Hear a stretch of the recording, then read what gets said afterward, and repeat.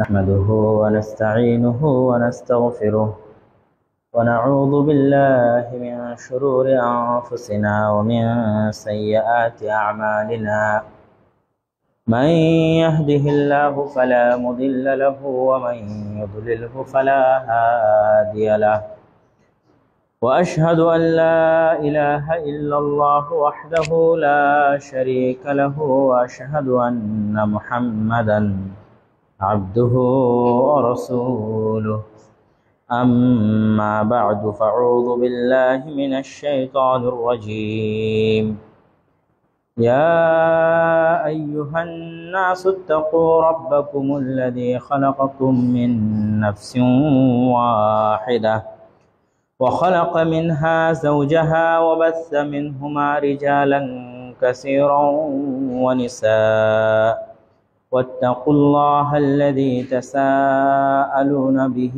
والأرحام إن الله كان عليكم رقيبا وقال تعالى في كلامه المجيد وفرقانه الحميد يا أيها الناس إنا خلقناكم من ذكر وأنثى وجعلناكم شعوبا وقبائل لتعارفوا إن أكرمكم عند الله أتقاكم إن الله عليم خبير।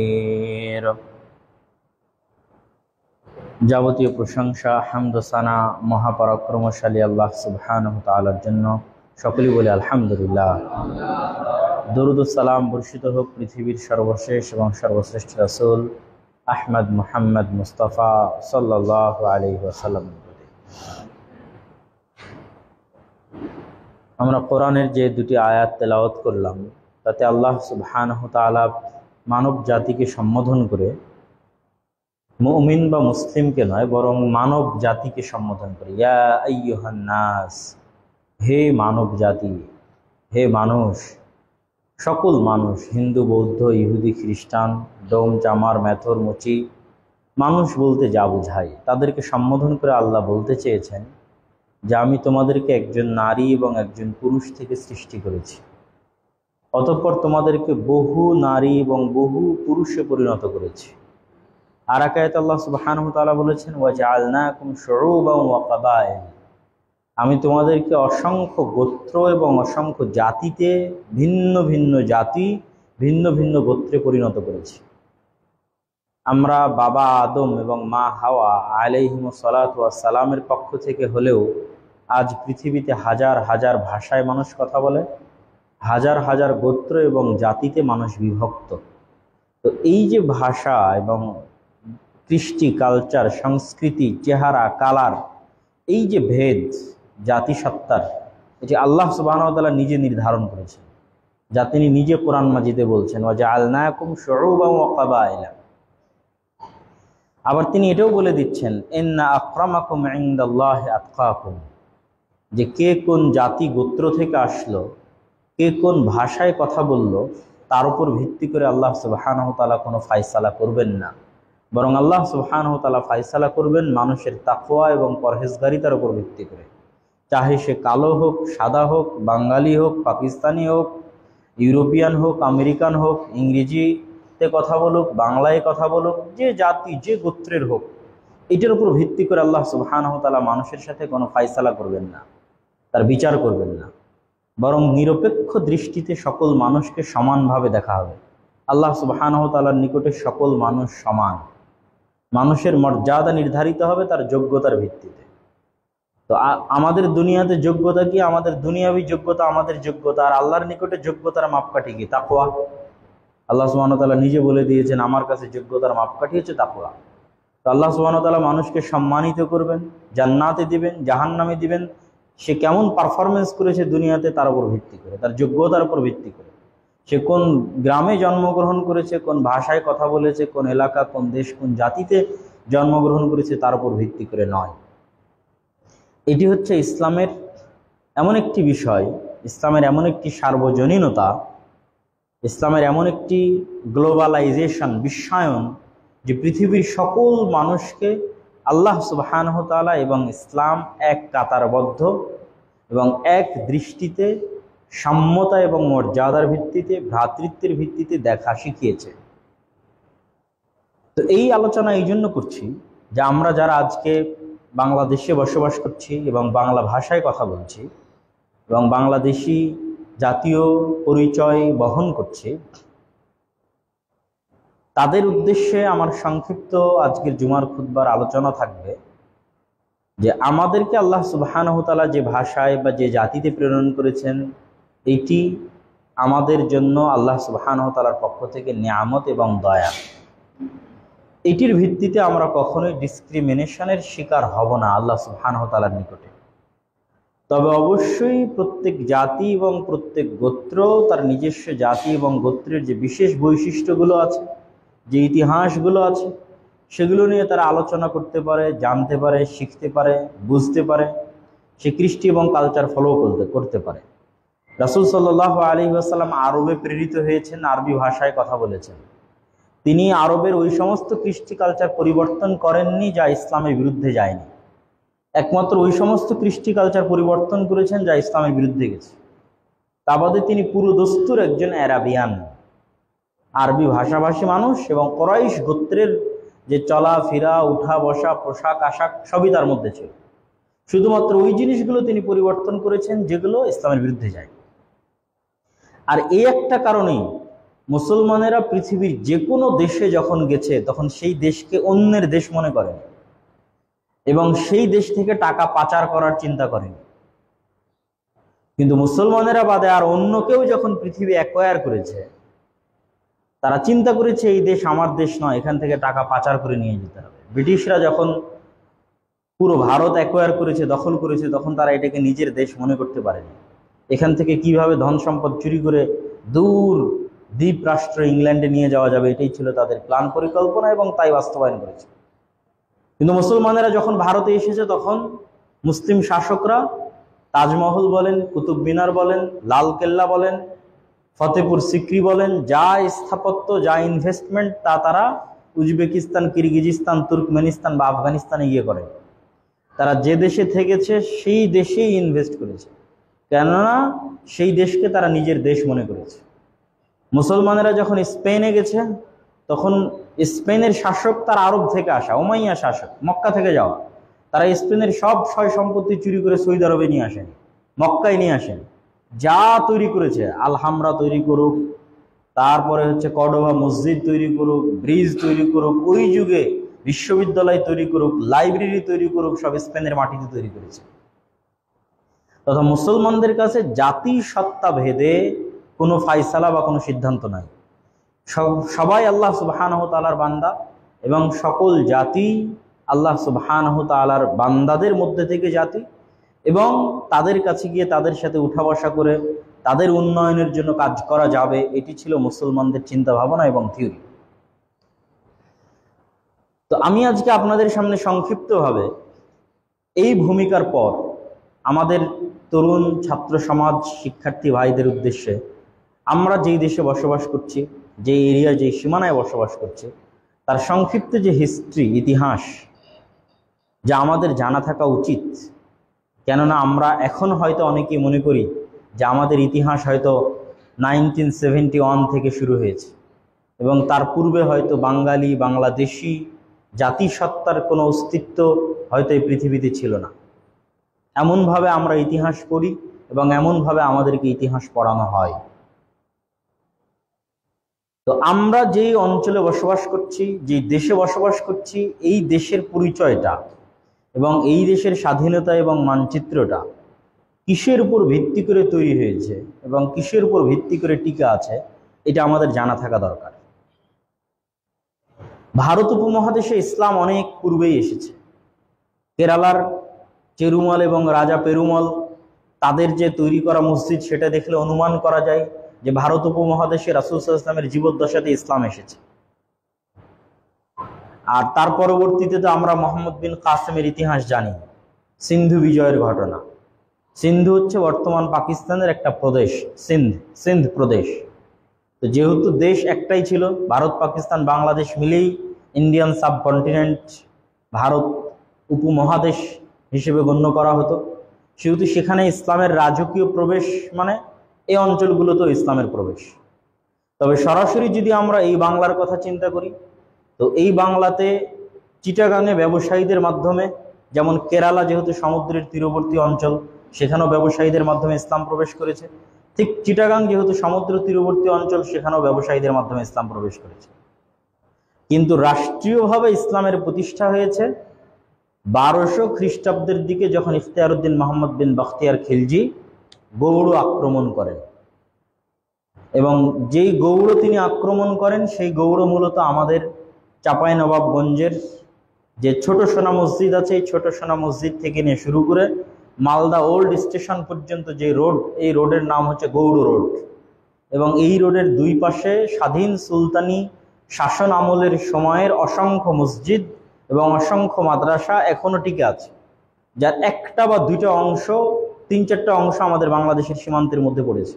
যেমন ছোট সোনা মসজিদ বাংলাদেশের সীমান্তের মধ্যে পড়েছে, দরাজবাড়ি মাদ্রাসা চাঁপাইনবাবগঞ্জে বাংলাদেশের সীমান্তের মধ্যে পড়েছে।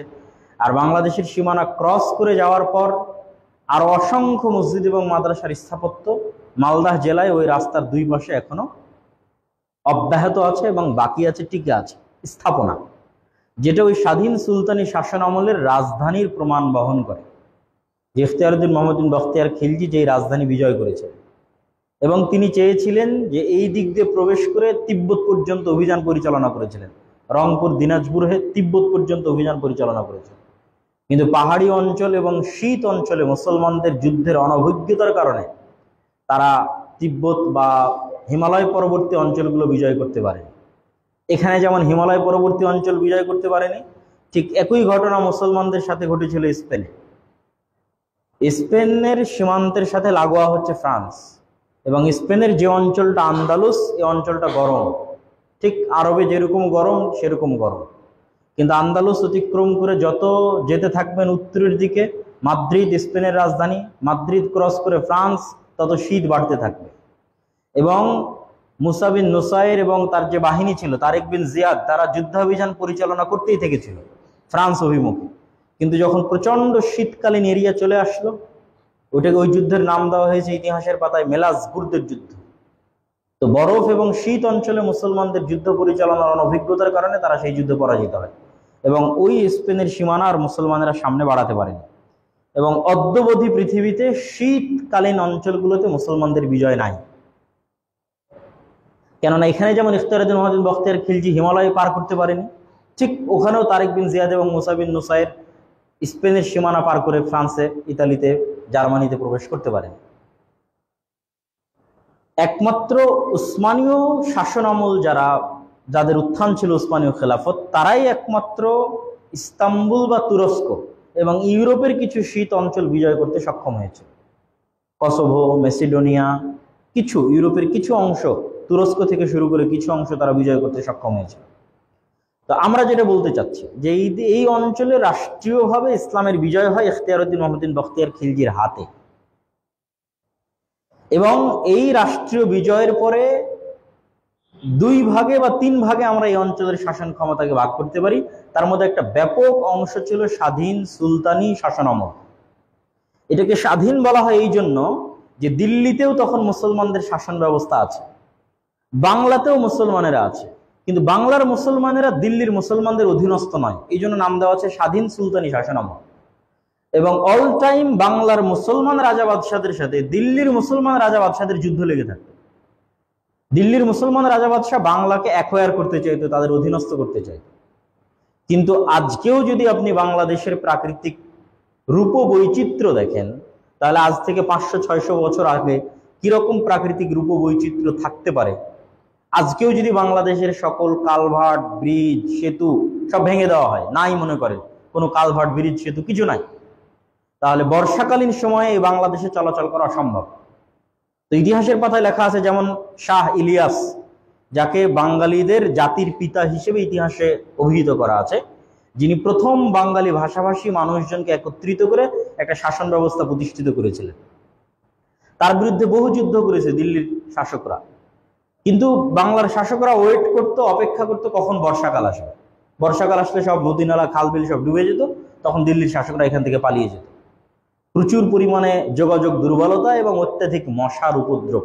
মশার উপদ্রবের কথা ইবনে বাতুতা তার সফরনামার মধ্যে লিখে গেছেন। বাংলাদেশকে তিনি এইভাবে চিত্রায়িত করেছেন যে জাহান্নামের মধ্যে এক টুকরো জান্নাত, মানে জাহান্নাম এবং জান্নাত। তো জাহান্নাম কেন? প্রচন্ড ভ্যাপসা গরম এবং প্রচুর পরিমাণে মশা। ইবনে বাতুতা বাংলাদেশে এসেছিলেন এবং ওই সময় বাংলাদেশের সম্ভবত শাহজালাল রাহিমাহুল্লাহ অথবা তার কোনো প্রতিনিধির সাথে ইবনে বাতুতার দেখা এবং সাক্ষাৎ হয়েছিল, যা তিনি তার বইয়ের মধ্যে লিখে গেছেন। তো এই জন্য ওই সময়টাকে বলা হয় স্বাধীন সুলতানি শাসনামল, এবং এই স্বাধীন সুলতানি শাসনামলের অসংখ্য চিহ্ন এখনো বাংলাদেশে বাকি আছে, টিকে আছে। যেমন আপনি যদি রাজশাহীর বাঘা মসজিদে যান, তাহলে ওই যে স্বাধীন সুলতানি শাসনামলের একজন সুলতান নাসির উদ্দিন নুসরত শাহ তার তৈরি করা মসজিদ। নওগাঁয় একটা মসজিদ আছে কুসুম্বা মসজিদ, এটা সুলতান ফিরোজ শাহের ছেলের তৈরি করা মসজিদ। তো ওই স্বাধীন সুলতানি শাসন আমলের অসংখ্য আলামত এখনো বাংলাদেশের বিভিন্ন প্রান্তে বিভিন্ন অঞ্চলে বাকি আছে। যেহেতু এটা গৌড় রাজধানী ছিল, যেটা আমি আপনাদের পাশে বললাম, সেহেতু তার আশেপাশে এই ধরনের পুরাতন মসজিদ বেশি পাওয়া যাবে, এটাই স্বাভাবিক। পাশাপাশি একটা সময় কিছুদিনের জন্য তাদের রাজধানী ছিল সোনারগাঁ, সেহেতু সোনারগাঁ এবং তার আশেপাশে কিছু পাওয়া যাবে, এটাই স্বাভাবিক।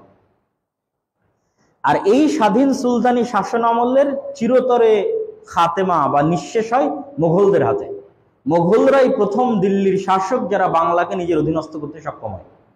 মোগলদের পূর্বে কেউই এত লম্বা সময় বাংলাকে নিজের অধীনস্থ রাখতে পারে।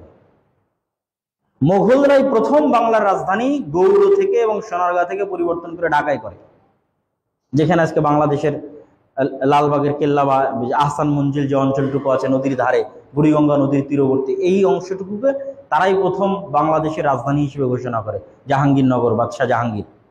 এবং ওই মোগল শাসনামলের অধীনস্থ বাংলার একজন বিখ্যাত শাসকের নাম এখনো বাংলাদেশের মানুষের মুখে মুখে ঘুরে বেড়ায়, তিনি হচ্ছেন শায়েস্তা খাঁ, যার সময় প্রচুর পরিমাণে আদল এবং ইনসাফ, ন্যায়পরায়ণতা, অঢেল সম্পদের বিরাজ, দ্রব্যমূল্যের দামের কমতি এবং ঐশ্বর্য এবং ধন সম্পদের ব্যাপকতা সবকিছু বাংলায় লাভ করে।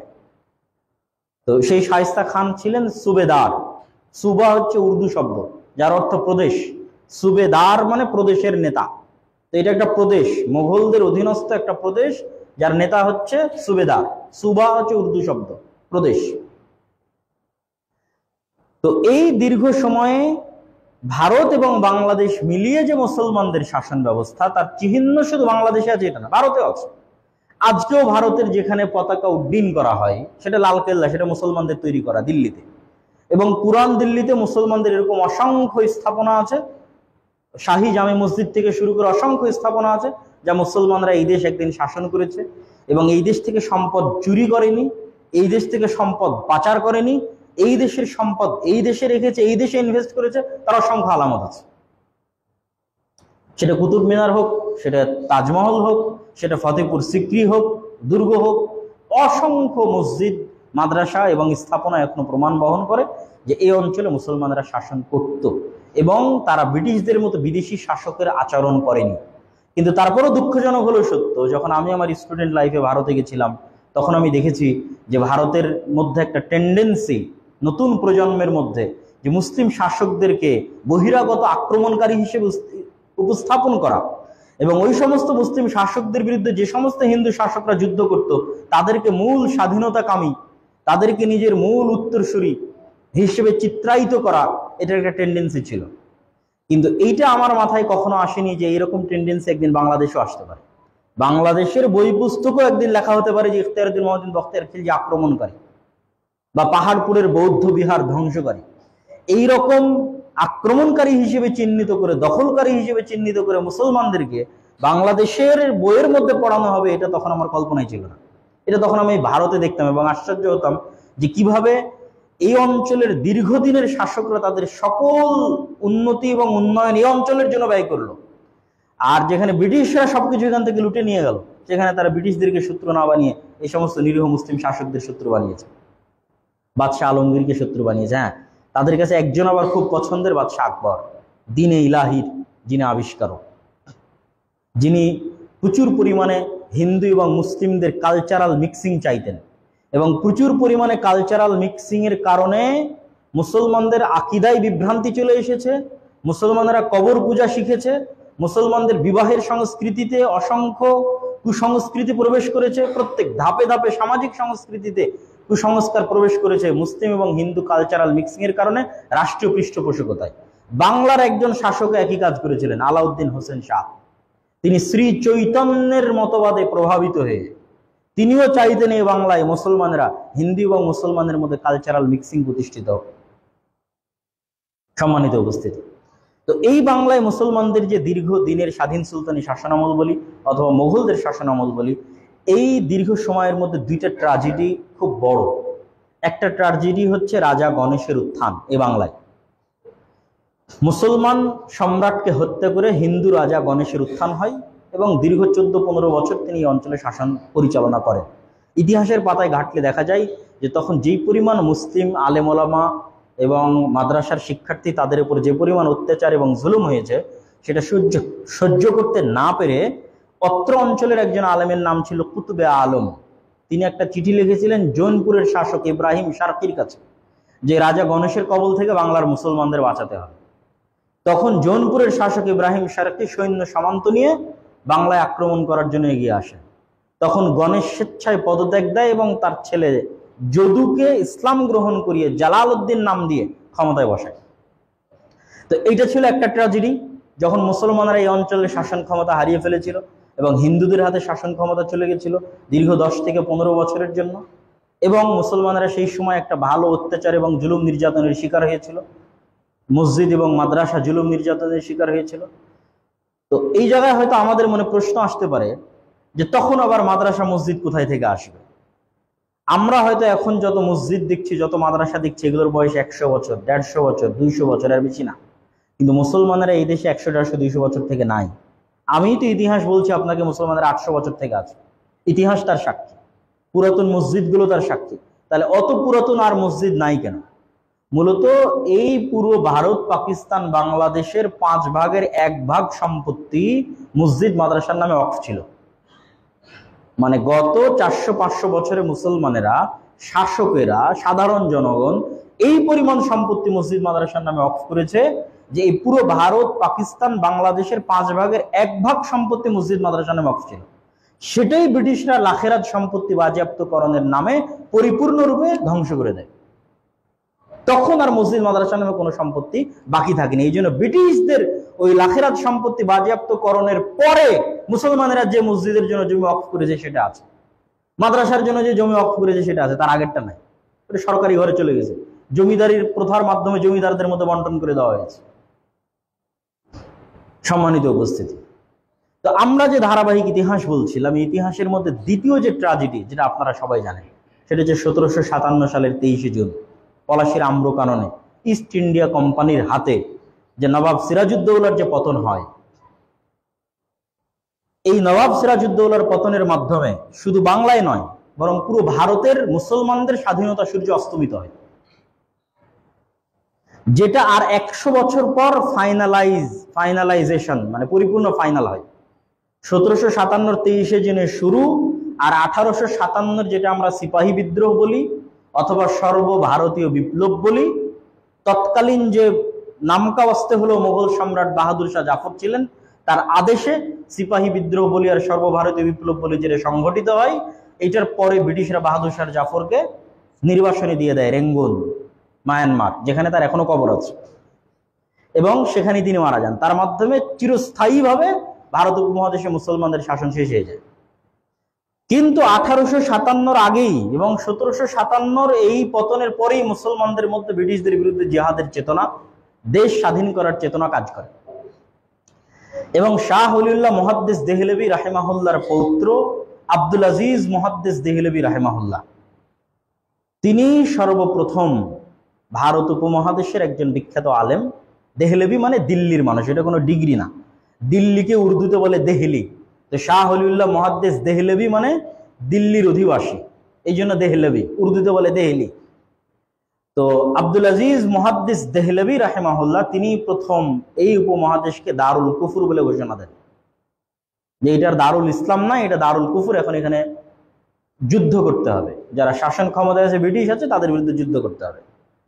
তখন শাহ ইসমাইল শহীদ রাহিমাহুল্লাহ এবং সৈয়দ আহমদ বেরেলভী, যেহেতু দারুল কুফর ঘোষণা দেওয়া হয়ে গেছে, সেহেতু নতুন শাসন ব্যবস্থা কায়েমের জন্য সৈয়দ আহমদ বেরেলভীর হাতে বায়াত নিয়ে শাহ ইসমাইল শহীদ তার যে আন্দোলন এবং সংগ্রাম এটা শুরু করেন, এবং তিনি প্রথম যিনি ভারত উপমহাদেশে এই সংগ্রামের শুরু করেন। তিনি 25,000 হাদিসের হাফেজ ছিলেন, এবং তিনি দেখেছেন যে এই মুসলমানদের মধ্যে, ভারত উপমহাদেশের মুসলমানদের মধ্যে আকীদা এবং আমলে চরম বিকৃতি এসেছে, শিরক এবং বেদাত প্রবেশ করে গেছে। তখন ওই শিরক এবং বেদাত উচ্ছেদ করার জন্য তিনি বললেন, আগে জিহাদ না, আগে দাওয়াতি কাজ করতে হবে, দাওয়াত দিয়ে আগে মুসলমানদেরকে সংস্কার করে সঠিক তাওহীদের রাস্তায় নিয়ে আসতে হবে। একটা বই লিখলেন তাকবিয়াতুল ঈমান। আজ থেকে 200 বছর আগে ভারত উপমহাদেশে বসে তাওহীদের উপর, সঠিক আকীদার উপর, শিরকের বিরুদ্ধে, বেদাতের বিরুদ্ধে কোনো আলেম এরকম বই লিখতে পারে, এটা এখন আমরা বসে কল্পনা করতে পারবো না। মানুষ হয়তো এখন মনে করবে যে মদিনা ইসলামী বিশ্ববিদ্যালয় বা ইত্যাদি বিভিন্ন প্রতিষ্ঠান, বিভিন্ন বড় বড় প্রতিষ্ঠান থেকে পড়ে এসে হয়তো মানুষজন এখন দিনের সঠিক দাওয়াত দিচ্ছে। কিন্তু যখন মদিনা ইসলামী বিশ্ববিদ্যালয় ছিল না, যখন দারুল উলুম দেওবন্দ ছিল না, তখন শাহ ইসমাইল শহীদ রাহিমাহুল্লাহ তাকবিয়াতুল ঈমান লিখেছেন শিরক এবং বেদাতের বিরুদ্ধে, যা এখনো পাওয়া যায়, বাংলায় অনুবাদ আকারেও পাওয়া যায়, আরবিতে অনুবাদ হয়েছে রিসালাতুত তাওহীদ নামে। তিনি বই লিখেছেন তাযকিরুল ইখওয়ান নামে। এই বইগুলোতে তিনি শিরক এবং বেদাতের বিরুদ্ধে ব্যাপক আলোচনা করেছেন, এবং দীর্ঘকাল ব্যাপী পুরো ভারতের প্রত্যন্ত অঞ্চলে পর্যন্ত দাওয়াতি সফর দিয়েছেন মানুষের মধ্যে শিরক এবং বেদাত দূর করার জন্য, কুসংস্কার দূর করার জন্য। তাদের এই দাওয়াতি সফরের একটা কাফেলা পদ্মা নদী দিয়ে যখন চলমান ছিল, তখন রাজশাহী, মালদা, মুর্শিদাবাদের কোনো এক অঞ্চলে এসেও থেমেছিল মর্মে ইতিহাসে প্রমাণ পাওয়া যায়, যখন তারা দাওয়াতি কাজ করার জন্য এসেছিলেন। তো শাহ ইসমাইল শহীদ এবং সৈয়দ আহমদ বেরেলভী তারা শহীদ হন 1831 সালে। 1831-এর বালাকোটের প্রান্তরে তারা শিখদের বিরুদ্ধে এক যুদ্ধে শহীদ হয়ে যান। এখন হয়তো আমরা শিখদেরকে কেমন দেখছি তা জানি না, কিন্তু 1946-এর ইতিহাস পড়েন, আপনি পাঞ্জাব রাজ্যের ইতিহাস পড়েন, যখন পাঞ্জাব থেকে মুসলমানেরা বিতাড়িত হয়ে, অমৃতসর থেকে বিতাড়িত হয়ে পাকিস্তানের লাহোরের দিকে যাচ্ছিল, তখন শিখরা কি পরিমাণ মুসলমানদেরকে হত্যা করেছে, সেই ইতিহাস হৃদয় বিদারক ইতিহাস, কল্পনা করা যাবে না। মাওলানা সানাউল্লাহ অমৃতসরী তার জীবনীর মধ্যে লিখেছেন যে তার পুরো লাইব্রেরি ধ্বংস করে দিয়েছে। যদি মাওলানা আবুল কালাম আজাদ তথা কংগ্রেসের নেতা মাওলানা আবুল কালাম আজাদ, কেননা তখন এই ইতিহাস আমি পরে আসবো একটু পরেই, মাওলানা আবুল কালাম আজাদ যদি পুলিশ ফোর্স না পাঠিয়ে আমার লাইব্রেরি সংরক্ষণ না করতেন, তাহলে আমার লাইব্রেরি শিখদের হাতে ধ্বংস হয়ে যেত। তো ওই শিখদের বিরুদ্ধে যুদ্ধ করতে গিয়ে 1831 সালে শাহ ইসমাইল শহীদ এবং সৈয়দ আহমদ বেরেলভী শহীদ হন। তো তারপরে যে জিহাদ আন্দোলন বা ব্রিটিশ বিরোধী আন্দোলন থেমে গেছিল তা নয়। তিতুমিরের কেল্লার কথা আমাদের জানা আছে, হাজি শরীয়তুল্লাহর ফরাইজি আন্দোলনের কথা আমাদের জানা আছে, মাওলানা এনায়েত আলী, মাওলানা বেলায়েত আলী, পাটনার সাদিকপুরি পরিবার, তাদের ইতিহাসের কথা জানা আছে। এরকম ভারতের বিভিন্ন অঞ্চলে বিভিন্নভাবে মুসলমানরা এই আন্দোলনটাকে অব্যাহত রেখেছে এবং কন্টিনিউ করেছে। যখন ব্রিটিশরা দেখেছে যে এই দেশ তাদেরকে ছাড়তেই হবে, বিশেষ করে দ্বিতীয় বিশ্বযুদ্ধ পরবর্তী সময় যখন তারা দেখেছে যে তাদের এই দেশ ছাড়তেই হবে, তখন তারা এই সমস্ত আন্দোলনকারীদের হাতে, মুসলিম আন্দোলনকারীদের হাতে দেশ ছেড়ে যাবে, এটা তারা কল্পনাই করে, এটা তারা ভাবেইনি। এই জন্য দীর্ঘদিন যাবৎ তাদের পারপাস যে সমস্ত হিন্দু জমিদারেরা সার্ভ করেছে, তাদেরকেও তারা শিখালো যে তোমরাও স্বাধীনতার আন্দোলন করো, তোমরাও একটা দল তৈরি করো। কংগ্রেস তৈরি হলো, রাজনৈতিক দল তৈরি হলো, দেশের মানুষজনকে কিছু অধিকার দেওয়া শুরু হলো, নিজেদের মধ্যে স্বায়ত্ত শাসনের সিস্টেম চালু করা হলো। এই ইত্যাদি স্বায়ত্ত শাসনের সিস্টেম চালু করার মাধ্যমে যারা তাদের অতি নিকটবর্তী ছিল, এবং মুসলমানদের মধ্যে এরকম একটা কম সামনে এগিয়ে আসুক যারা ওরকম একদম কোরআন এবং হাদিসের আলেম ওলামাদের মতো একদম ইসলামকে বিজয়ী করতে চাইবে, এরকম কট্টরপন্থী হবে না, বরং একটু উদারপন্থী হবে, সেকুলার হবে, মুসলিম সেকুলার হবে। হিন্দু সেকুলার আর মুসলিম সেকুলারদের একত্রিত করে যে রাজনৈতিক দলগুলো ব্রিটিশদের ছত্রছায়ায় তৈরি হলো, তার একটা হচ্ছে কংগ্রেস আর একটা হচ্ছে মুসলিম লীগ। এবার এই বাংলার ইতিহাস আরেকটু আমরা তো ভারতের ইতিহাস মোটামুটি বললাম, এবার এই বাংলার ইতিহাস আমরা বলি সংক্ষিপ্ত। সেটা হচ্ছে এই বাংলায় আজকেও আপনি হয়তো বা পাকিস্তানের বিরুদ্ধে যখন আন্দোলন হয়েছে তখনও হয়তো আমাদের একটা কথা ছিল যে আমরা যা ইনকাম করি সব পাচার হয়ে পাকিস্তানে চলে যায়। ফলত আমাদের জন্য যে 6 দফা দাবি ছিল যে আমাদের জন্য ডিফারেন্স কারেন্সি চাই, শেখ মুজিবুর রহমানের 6 দফা দাবির মধ্যে এগুলো অন্তর্ভুক্ত ছিল যে আমাদের মুদ্রা হবে ভিন্ন, কেন্দ্রীয় ব্যাংক হবে ভিন্ন, ইত্যাদি ইত্যাদি ডট ডট ডট। শুধুমাত্র সেনাবাহিনী এবং পররাষ্ট্র কেন্দ্র নিয়ন্ত্রণ করবে, বাকি সব আমরা নিয়ন্ত্রণ করব।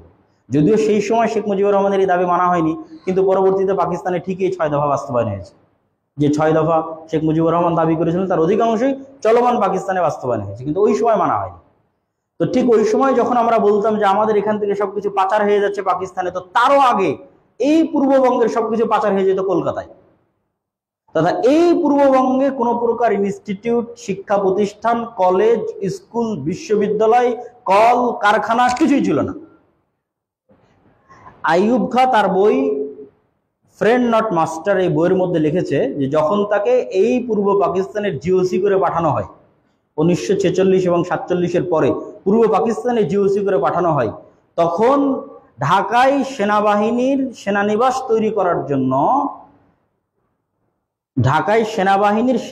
তৈরি করার জন্য টিনের ছাউনি ছাড়া আর কিছুই ছিল না। তখন তাকে খুঁজতে হয়েছে কোথায় উঁচু জায়গা পাওয়া যাবে, যে উঁচু জায়গায় তিনি সেনাবাহিনীর জন্য সেনানিবাস তৈরি করবেন। তা একটা জায়গা পেয়েছিলেন কুমিল্লাতে, আর একটা ঢাকায় এখন যেখানে ক্যান্টনমেন্ট আছে সেই জায়গায় তখন তিনি প্রথম এবার সেনানিবাস তৈরি করেন। তাহলে কি অবস্থা ছিল তখন? তিনি লিখছেন যে এই অঞ্চলে মাত্র 2টা রাজপথ ছিল, একটা হচ্ছে পাবনা থেকে কোনো এক ফেরিঘাট পর্যন্ত, আর একটা হচ্ছে ঢাকা থেকে নারায়ণগঞ্জ পর্যন্ত, তাছাড়া কোনো রাস্তাই ছিল না। আর স্কুল, কলেজ, বিশ্ববিদ্যালয়, ইনস্টিটিউট, কলকারখানা তো বহুদূরের কথা, ছিলই না। কেন? সবকিছু এখান থেকে পাচার হয়ে চলে যেত কলকাতায়। তো এই জিনিসটা এই অঞ্চলের মুসলমানেরা যখন রিয়ালাইজ করে, তখন তারা আন্দোলন করে ব্রিটিশদের কাছে যে আমরা আমাদের আলাদা সাহিত্য শাসন চাই, যেটার উপর ভিত্তি করে 1905 সালে বঙ্গভঙ্গ হয়। যে না, এই সম্পূর্ণ বাংলাকে এক না রেখে মুসলমান কেন্দ্রিক যে বাংলাটা আছে এটারও উন্নয়নের দরকার, ঢাকা কেন্দ্রিক এটার উন্নয়নের দরকার, এটাকে আলাদা করে দেওয়া। কিন্তু রবীন্দ্রনাথ ঠাকুর সহ আর যারা বড় বড় হিন্দু জমিদাররা আছে তারা এটার বিরুদ্ধে আন্দোলন করে ব্রিটিশদের কাছে যে না, আমরা বঙ্গভঙ্গ চাই না। এবং 1911 সালে ঠিকই বঙ্গভঙ্গ রদ করা হয়। 1911 সালে বঙ্গভঙ্গ রদ হলে এই অঞ্চলের মুসলমানরা যখন হতাশ হয়, তখন তাদের জন্য ঢাকা বিশ্ববিদ্যালয়ের স্থাপনার ঘোষণা আসে। তো এইটা আমি এই জন্য তুলে ধরতে চাচ্ছি যে তখন পর্যন্ত, তথা যখন পাকিস্তান স্বাধীন হয় বা 1947 সালে যখন আমরা মানচিত্র পাই, তখন পর্যন্ত এই অঞ্চলে কোনো কল কারখানা, স্কুল, কলেজ, ইউনিভার্সিটি, বিশ্ববিদ্যালয় কিছুই ছিল না। যেটা আইয়ুব খানের ওই বইটা যদি কেউ পড়ে এবং শেখ মুজিবুর রহমানের অসমাপ্ত আত্মজীবনী যদি কেউ পড়ে, তাহলে তার কাছে এটা আরো স্পষ্ট এবং ক্লিয়ার হবে। তো এই ইতিহাস টানার পিছনের মূল কারণটা কি? মূল কারণ হচ্ছে আজকে আমরা যে মানচিত্রের উপর আছি, এই মানচিত্র 71 পাওয়া নয়। মানচিত্রটা পেয়েছি আমরা 47-এ যদি এই মানচিত্র না পেতাম তাহলে 71 কোনোদিন আসতো না। মানচিত্রই নাই তো দেশ কিসের, যুদ্ধ কিসের, স্বাধীনতা কিসের? তো যেই 47-এ আমরা মানচিত্রটা পেয়েছি সেটার ইতিহাসটা যদি আমরা মাইনাস করে দিই এবং শুধু বলি যে 71 থেকে আমার দেশ এবং আমার ইতিহাস, তাহলে আমি আমার জাতিসত্তাকে হত্যা করলাম এবং বিলীন করলাম। এই জন্যই লম্বা হিস্ট্রি, যে স্বাধীন সুলতানি শাসনামল থেকে, মুঘলদের অধীনস্থ বাংলা থেকে, তারপর ব্রিটিশ বিরোধী আন্দোলনে বাংলার অবদান, ব্রিটিশ বিরোধী আন্দোলনে বাংলায় যে মার্কাজ কেন্দ্রগুলো ছিল, বগুড়ার গাবতলীর সন্ধ্যাবাড়ি, রাজশাহীর দুয়ারি, এরকম বহু অঞ্চলে ব্রিটিশ বিরোধী আন্দোলনের মার্কাজ এবং কেন্দ্র ছিল। তার পরবর্তীতে মুসলিম লীগ। আমরা যদি মনে করি যে মুসলিম লীগ শুধু হয়তো ওই পশ্চিম পাকিস্তানের এই করেছে, এটা ভুল কথা। লাহোর প্রস্তাব 1940 সালে কে উত্থাপন করেছে? লাহোর প্রস্তাব 1940 সালে শেরে বাংলা একে ফজলুল হক উত্থাপন করেছে। 1906 সালে মুসলিম লীগ কোথায় প্রতিষ্ঠিত হয়? ঢাকায় প্রতিষ্ঠিত হয়। 1906 সালে মুসলিম লীগ ঢাকায় প্রতিষ্ঠিত হয়েছে মুসলমানদের অধিকারের জন্য। এবং এটা আমাকে বলতে এটা আমি বাধ্য যে পশ্চিম পাকিস্তানিদের চেয়ে পূর্ব পাকিস্তানের বাঙালিরা রাজনৈতিকভাবে বেশি সচেতন ছিল। কেন বেশি সচেতন ছিল তার আর একটা প্রমাণ পশ্চিমবঙ্গ পাবেন, যে গোটা ভারতের রাজনীতি কন্ট্রোল হতো পশ্চিমবঙ্গের বাঙালিদের দ্বারা। আপনি সুভাষচন্দ্র বসুর কথা তুলে ধরেন বা আর যে কোনো বড় বড় নেতার কথা তুলে ধরেন, সবগুলো বাংলা থেকে আসছে। যারা বড় বড় হয়তো নোবেল প্রাইজ পেয়েছে তারাদেরও দেখবেন যে বেশিরভাগ বাংলা থেকে এসেছে, তথা পশ্চিমবঙ্গের বাংলার কথা বলতেছে। এবং ব্রিটিশদের দীর্ঘদিনের গোটা ভারতের রাজধানী ছিল কলকাতা, দীর্ঘদিনের গোটা ভারতের রাজধানী কলকাতা। মুসলমানদের রাজধানী দিল্লি ছিল, কিন্তু যখন ব্রিটিশরা আসে তখন ওদের দীর্ঘদিনের রাজধানী ছিল কলকাতা। এই জন্য এই অঞ্চলের মুসলমানদের মধ্যে একটা রাজনৈতিক সচেতনতা ছিল, যেই রাজনৈতিক সচেতনতা পশ্চিম পাকিস্তানিদের মধ্যে ছিল না। এই রাজনৈতিক সচেতনতার কারণে এই অঞ্চলের মুসলমানেরাই মূলত মুসলিম লীগ প্রতিষ্ঠায় বেশি ভূমিকা রাখে। শেরে বাংলা একে ফজলুল হকের কথা বলেন, হোসেন শহীদ সোহরাওয়ার্দীর কথা বলেন, খাজা নাজিমুদ্দিনের কথা বলেন, যে 3 নেতার কবর ঢাকা বিশ্ববিদ্যালয়ের মধ্যে আছে, লেখা আছে 3 নেতার মাজার। তারা মূলত এই মানচিত্রের প্রতিষ্ঠাতা। আমি দেশের বলতেছি না, যে মানচিত্রের মধ্যে আমরা আছি এই মানচিত্রের প্রতিষ্ঠাতা। এই মানচিত্র না থাকলে দেশ থাকতো না, স্বাধীনতাও হতো না, যুদ্ধ হতো না। আগে মানচিত্র যে আমরা পেয়েছি এটার পিছনের অবদান কি? আপনি শেখ মুজিবুর রহমানের অসমাপ্ত আত্মজীবনী পড়েন। তিনি অসমাপ্ত আত্মজীবনীতে লিখেছে যে আসামের করিমগঞ্জ বাংলাদেশের মধ্যে আসার কথা ছিল, সিলেট কোশ্চেনগুলো বাংলাদেশের মধ্যে আসতো না। উনি নিজে লিখেছেন, শেখ মুজিবুর রহমান, যে আমরা মুসলিম লীগের পক্ষে ভোট করার জন্য সিলেটে গেছি এবং করিমগঞ্জেও আমরা ভোটে বিজয়ী হয়েছি, কিন্তু ভারত জোরপূর্বক করিমগঞ্জ তাদের মধ্যে নিয়ে নিয়েছে, আমাদের মধ্যে দেয়নি। শেখ মুজিবুর রহমান নিজে লিখেছেন। এবং তিনি বারবার বলেছেন ওই বইয়ের মধ্যে, অসমাপ্ত আত্মজীবনীর মধ্যে, যে আমরা যখন মুসলমানদের আলাদা দেশের কথা বলতাম, আমি শেখ মুজিবুর রহমান আমার বক্তব্যে যখন মুসলমানদের আলাদা দেশের কথা বলতাম, তখন ওয়াহাবি আন্দোলনের কথা বলতাম, তখন তিতুমিরের লালকেল্লার কথা বলতাম, হাজী শরীয়তুল্লাহর ফরাইজি আন্দোলনের কথা বলতাম, তারপরে হিন্দুদের আমাদের উপর অত্যাচার এবং জুলুমের কথা বলতাম। তো হিন্দুদের অত্যাচার এবং জুলুমের 2টা ঘটনা তিনি নিজে লিখেছেন, তার জীবনের 2টা ঘটনা। একটা ঘটনা লিখেছেন যে তার এক হিন্দু বন্ধুর বাড়িতে তিনি বেড়াতে গেলে তার হিন্দু বন্ধুর মা শেখ মুজিবুর রহমান ওই বাড়িতে যাওয়ার কারণে বাড়ি ধুইয়ে দিয়েছে, যে বাড়ি অপবিত্র হয়ে গেছে, ধোয়াতে হবে, বইয়ের মধ্যে লেখা আছে। এইটা একটা। আর আরেকটা হচ্ছে, একদিন তাকে গ্রেফতার করে জেলখানায় নিয়ে যাওয়া হয়েছে, কিন্তু হিন্দু বিচারক হওয়ার কারণে এবং তিনি মুসলিম হওয়ার কারণে তাকে মুক্তি দেয়নি, তিনি লিখেছেন। তো এই যে মুসলমানদের জন্য একটা আলাদা স্বাধীন দেশ লাগবে, মুসলমানরা ওই সময় একই সাথে ব্রিটিশদের থেকেও মুক্তি চাইতো, একই সাথে হিন্দুদের থেকেও মুক্তি চাইতো, সেই দেশটাই হচ্ছে বাংলাদেশ। অতএব এই ইতিহাসকে আপনি শুধু 71 থেকে যদি কানেক্টেড করেন, তাহলে কখনোই এই দেশের আসল জাতিসত্তার পরিচয় আপনি পাবেন না। বরং এই মানচিত্রটা আমরা কিভাবে পেয়েছি সেটার ইতিহাসও আমাদেরকে জানতে হবে। এবং এটার ইতিহাস আমাদেরকে এই জন্য জানা জরুরি যে আমরা যদি চাই যে ভবিষ্যতে এই দেশ সার্বভৌম থাকুক, অখণ্ড থাকুক, স্বাধীন থাকুক, তাহলে এই ইতিহাস আমাদেরকে শক্তভাবে আঁকড়ে ধরতে হবে এবং এই ইতিহাস থেকে শিক্ষা নিয়ে সামনে আগাতে হবে। যে আজকেও আবার সেই যুগ চলে এসেছে যে বাংলাদেশের সকল সম্পত্তি পাচার হয়ে চলে যাবে বিদেশে, বাংলাদেশের সকল সম্পত্তি পাচার হয়ে চলে যাবে ভারতে, বাংলাদেশের সকল সম্পত্তি পাচার হয়ে চলে যাবে কানাডায় এবং ইউরোপে। তো এই সম্পত্তি পাচার হওয়ার জন্যই তো পাকিস্তানিদের বিরুদ্ধে আন্দোলন করা হয়েছে, এই সম্পত্তি পাচার হওয়ার জন্যই তো 1905 সালে বঙ্গভঙ্গ করা হয়েছিল। আজকেও তো সম্পত্তি পাচার হয়ে যাচ্ছে। তাহলে আপনার দেশের যে উন্নয়ন হওয়ার কথা, সে উন্নয়ন কোশ্চিনকালও সম্ভব নয়, ওটা আসবে না। আপনি ফকির, মিসকিন, অশিক্ষিত, মূর্খ এবং গোলাম হিসেবে বাকি জীবন কাটাবেন। তো এই অশিক্ষিত, মূর্খ এবং গোলাম হওয়ার জন্য তারা আমাদের পূর্বপুরুষরা এই দেশ স্বাধীন করেন। শেরে বাংলা একে ফজলুল হক এদেশ স্বাধীন করেন। স্বাধীনভাবে মাথা উঁচু করে দাঁড়াবে, এদেশের সম্পদ এদেশের মধ্যে থাকবে, এদেশের মানুষের ক্ষমতায়ন হবে, এদেশের মানুষের উন্নয়ন হবে শিক্ষাগত। ওই যে বলা হচ্ছে 47-এ যখন আমাদের হাতে দেশ দিয়ে দেওয়া হলো, তখন যে ব্রিটিশ সেনাবাহিনী ছিল, এই ব্রিটিশ সেনাবাহিনীর একটা অস্ত্র কি পূর্ব পাকিস্তান কি পশ্চিম পাকিস্তান পায়নি, সকল অস্ত্র ভারতের কাছে থেকে গেছে। তথা একটা ফকির এবং মিসকিন অবস্থায় এই দেশের শুরু হয়েছে 47-এ। কোন প্রকার কল কারখানা, স্কুল, কলেজ, বিশ্ববিদ্যালয় ছাড়া এই দেশের শুরু হয়েছে। এবং আজও যদি আপনি জরিপ করেন যে ওই 25 বছর, যে 25 বছরে হয়তো আমরা অন্য অনেক কিছু থেকে বঞ্চিত ছিলাম, কিন্তু ওই 25 বছরে ব্যাপক পরিমাণ ইনস্টিটিউট, শিক্ষা প্রতিষ্ঠান, কলকারখানা এই দেশে গড়ে উঠেছে। রাজশাহী বিশ্ববিদ্যালয় বলেন, মেডিকেল বলেন, আরো অসংখ্য বিশ্ববিদ্যালয় বলেন, মেডিকেল বলেন, তার বেশিরভাগই দেখবেন যে ওই 47 থেকে 71-এর মধ্যে গড়ে উঠেছে। আর আরো বড় অবদান ছিল আইয়ুব খানের, কেন উনি বেশি এটার পিছনে শ্রম দিতেন, সময় দিতেন, যে শিক্ষা প্রতিষ্ঠান করতে হবে, কলকারখানা করতে হবে, এবং এটার পিছনে অনেক সময় ব্যয় করেছেন এবং টাইম দিয়েছেন। বরং সেই তুলনায় আমরা এই 50 বছরে কত ইউনিভার্সিটি, বিশ্ববিদ্যালয়, কলকারখানা, কলেজ, ব্যবসা বাণিজ্যের উন্নয়ন করেছি সেটাও মেপে দেখা দরকার। তো সম্মানিত উপস্থিতি, আজকে এই জুমার খুতবায় তরুণ শিক্ষার্থী এবং ছাত্র ভাইদের উদ্দেশ্যে আমার আহ্বান থাকবে যে আমরা বাংলাদেশের ইতিহাস, স্বাধীন সুলতানি শাসনামলের ইতিহাস, মুঘলদের অধীনে বাংলাদেশের ইতিহাস, ব্রিটিশদের বিরুদ্ধে যুদ্ধে বাংলাদেশের ইতিহাস এবং পরবর্তীতে শুধু মুসলমানদের জন্য একটা স্বাধীন দেশের যে সংগ্রাম এবং আন্দোলন, সেটার ইতিহাস এবং তার ফলশ্রুতিতে 47-এ যে আমরা মানচিত্র পেয়েছি, যে মানচিত্রে আমরা আজকে বসবাস করছি, তাহলে এটার গুরুত্ব, এটার রহমত এবং এটার বরকত আমরা অনুভব করতে পারবো। এবং এইটা রক্ষা করার জন্য, এটা হেফাজত করার জন্য আমাদেরকে কি করতে হবে? আমাদের পরবর্তী প্রজন্ম যেন স্বাধীন হিসেবে থাকতে পারে, তারা যেন ওই ইসরায়েলের মধ্যে অন্তর্ভুক্ত ফিলিস্তিনের গাজার মতো না হয়ে যায়, যে আমরা চারিদিক দিয়ে ব্রাহ্মণ্যবাদী হিন্দু শাসিত অঞ্চলের মধ্যে আর একটা সেকেন্ড গাজা হয়ে গেলাম আমরা বাংলাদেশ, এরকম যেন না হয়। এই জন্য আমাদের মধ্যে সচেতনতা থাকতে হবে এবং আমাদের মধ্যে এই নলেজ এবং এই জ্ঞান, এই হিস্ট্রিগুলো আমাদের মধ্যে থাকতে হবে।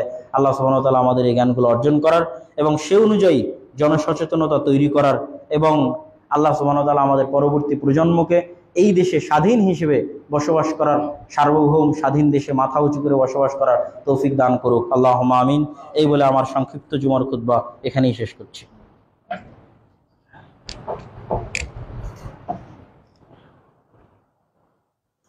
আলহামদুলিল্লাহ ওয়াহদা ওয়াসসালাতু ওয়াসসালামু আলা মান লা নাবিয়্যা বা'দাহু ইয়া আইয়ুহাল্লাযীনা আমানু সাল্লু আলাইহি ওয়া সাল্লিমু তাসলিমা। اللهم صل على محمد وعلى آل محمد كما صليت على إبراهيم وعلى آل إبراهيم إنك حميد مجيد. اللهم بارك على محمد وعلى آل محمد كما باركت على إبراهيم وعلى آل إبراهيم إنك حميد مجيد. ربنا ظلمنا أنفسنا وإن لم تغفر لنا وترحمنا لنكونن من الخاسرين. ربنا ظلمنا أنفسنا وإن لم تغفر لنا وترحمنا لنكونن من الخاسرين. ربنا آتنا في الدنيا حسنة وفي الآخرة حسنة وقنا عذاب النار. ربنا آتنا في الدنيا حسنة وفي الآخرة حسنة وقنا عذاب النار. رب ارحمهما كما ربياني صغيرا. رب ارحمهما كما ربياني صغيرا. رب ارحمهما كما ربياني صغيرا. رب ارحمهما كما ربياني صغيرا. اللهم انصر المسلمين المؤمنين المظلومين في فلسطين. اللهم انصر المؤمنين المسلمين المظلومين المجاهدين في فلسطين. اللهم انصر المؤمنين المسلمين المظلومين المجاهدين في فلسطين. اللهم اخذل اليهود والنصارى والكفرة والمشركين. اللهم اخذل اليهود والنصارى والكفرة والمشركين. اللهم اخذل اليهود والنصارى والكفرة والمشركين. اللهم احفظ بلادنا وبلاد سائر المسلمين. اللهم احفظ بلادنا من كيد الكائدين ومكر الماكرين. اللهم احفظ بلادنا من كيد الكائدين ومكر الماكرين. اللهم اشف مرضانا ومرضى جميع المسلمين. اللهم اشف مرضانا ومرضى جميع المسلمين. اللهم اشف مرضانا ومرضى جميع المسلمين. سبحان ربك رب العزة عما يصفون وسلام على المرسلين والحمد لله رب العالمين.